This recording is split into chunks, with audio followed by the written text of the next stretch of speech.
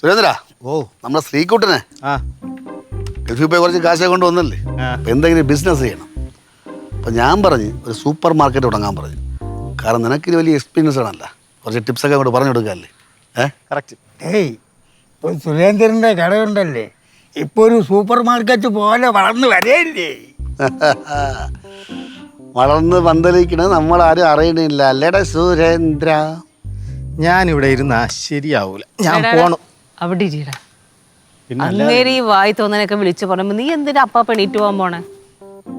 അത് 10 കാശ് കൈ വന്നതിന് ശേഷം അവ നമ്മളത് വെട്ടത്തിരിക്കൂല. ആടാ കാശിങ്ങനെ പൂ തൊലഞ്ഞിങ്ങനെ കിടക്കല്ലേ നിന്റെ വെട്ടത്തിരിക്കാതിരിക്കാൻ വേണ്ടിയിട്ട്. നീ കിടന്ന് അലക്കാടാ സുരേന്ദ്ര. ഒന്ന് ചുമ്മാ കളിയാ. ഒരു കാര്യത്തെ കുറിച്ചിട്ട് സീരിയസ് ആയിട്ട് ആലോചിച്ചുകൊണ്ടിരിക്കുമ്പോൾ കാര്യമായിട്ട് ആലോചിക്കാൻ കൂടി സമ്മതിക്കില്ല. നീ കുറെ നാളുകൊണ്ട് ആലോചിക്കണം, എന്നിട്ട് കാര്യമായിട്ട് നടന്നില്ലല്ലേ? എടാ ഒരുപാട് ആലോചിച്ച് കഴിഞ്ഞാൽ ഒന്നും നടക്കൂലെന്ന്. ആര് പറഞ്ഞേ? ഒരുപാട് ആലോചിക്കണം. ഒരു ബിസിനസ് എന്നൊക്കെ പറയുമ്പോൾ അത്ര ഉത്തരവാദിത്തമുള്ള കാര്യമാണ്. ചിലപ്പോൾ ലാഭം വരാം, ചിലപ്പോൾ നഷ്ടം വരാം. ഇതൊക്കെ നമുക്ക് സഹിക്കാനുള്ളൊരു മനഃശക്തി ഉണ്ടാക്കി എടുക്കണ്ടേ? പെട്ടെന്ന് അങ്ങ് ചടിക്കരങ്ങ് തുടങ്ങിയാൽ മതിയാ. ഇവിടെ കുറെ തുടങ്ങി പോയതാണല്ലോ. കറക്റ്റ്. നമ്മുടെ കാളപ്രഭാരൻ്റെ മോനെ കോടിക്കണക്കിന് വസ്തു ഉണ്ടായിരുന്നു, അത് വിറ്റാലിട്ടാ അവൻ ബിസിനസ് തുടങ്ങിയത്.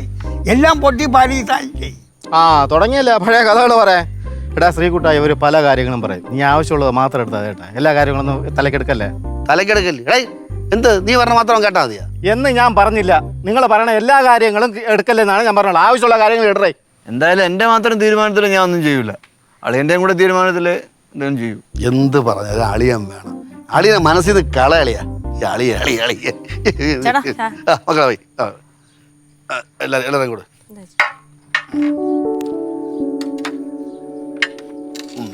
ചിപ്സ് കഴിച്ചാ? മാക്സിമം കഴിച്ച്. മാക്സിമം കഴിച്ചാ? എന്നാ കുറച്ചും കൂടെ കഴിച്ചു വന്നു.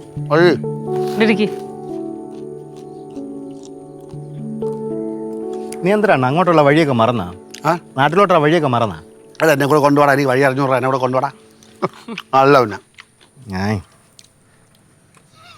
ഇത് കിണിക്കണത്. പിന്നെ ചിരിക്കാതെ നീ എന്തൊരു ചോദ്യം ചോദിച്ചേണ്ടത്. അപ്പം അങ്ങോട്ട് പറഞ്ഞില്ല, അതുകൊണ്ട് ചോദിച്ചത്. അങ്ങനെയാണോ ചോദിക്കാനുള്ളത്? പിന്നെ എങ്ങനെ ചോദിക്കണം? നീ എന്തടേ അങ്ങോട്ട് വരാത്തല്ലേ ചോദിക്കാൻ? കിടന്നാ ചോദിക്കാനുള്ളത്. പാടാ എൻ്റെ ജോലി ചോദിക്കും. വല്യമ്മ, എന്റെ അടുത്ത അവധിക്ക് നമുക്ക് എല്ലാവരും കൂടെ നെയ്യാറ്റിൻകര പോയാലോ? തീരുമാനം ഇപ്പം എടുക്കണ്ട, നമുക്ക് അന്നത്തെ സാഹചര്യം എങ്ങനെയാണെന്ന് നോക്കിയിട്ട് അപ്പം തീരുമാനിച്ചാൽ പോരെ. എനിക്ക് നെയ്യാറ്റിൻകര കാണണം. ചേട്ടൻ പറഞ്ഞു എനിക്ക് അവിടുത്തെ മുക്കുമൂല എല്ലാം അറിയാം. ഓ, ചേട്ടൻ അവിടുത്തെ മുക്കും മൂലയൊക്കെ മറന്നു. ഓ, ഇനിയിപ്പോ നിങ്ങൾ തുടങ്ങി. ശ്രീകുട്ടാ ഇവിടെ ഒട്ടി. ഏയ് ഇവര് വന്നില്ലെങ്കിൽ വരണ്ട, നിങ്ങൾ രണ്ടുപേരും കൂടെ അങ്ങ് നേരിട്ട് വാ. നമുക്ക് 2-3 ദിവസം അവിടെ അടിച്ച് പൊളിക്കാം. ഓ ചെന്ന് കയറിക്കോട്ടും. എടാ നിങ്ങൾ ചെല്ലുമ്പോൾ കടക്കാത്ത കയറിയിരിക്കണേ. വേണേ നിങ്ങളെ പിടിച്ച് കടക്കാത്തിരിക്കും. കട പൂട്ടാൻ നേരത്ത് കുറെ അഴിയോ പലചരോ കാര്യങ്ങളൊക്കെ കിടന്നിട്ട് കൈ തന്നിട്ട് നല്ല ബില്ലും ഇട്ട് വരും. എന്നാടേ ഞാൻ കഴുത്തറത്തൊന്നുമല്ല പൈസ വാങ്ങണം കേട്ടാ. ഉമ്മ എപ്പോഴും സുരേന്ദ്ര അളിയ, നമുക്ക് കുറേ കമ്പനികളുടെ സാധനങ്ങളൊക്കെ ക്രെഡിറ്റിന് കിട്ടുമല്ലേ? പിന്നെ അല്ലാതെ. നീ ഇവിടെ ഇരിക്കേ, അതെല്ലാം നമുക്ക് സെറ്റാക്കാം. ആദ്യം നീ എന്ത് ബിസിനസ്സാണ് ചെയ്യേണ്ടതെന്നുള്ള ഒരു തീരുമാനം ഉണ്ടാക്ക്. ഡേയ്, ഭവാനികളൊന്നും ചോദിക്കാൻ നിൽക്കല്ലേ.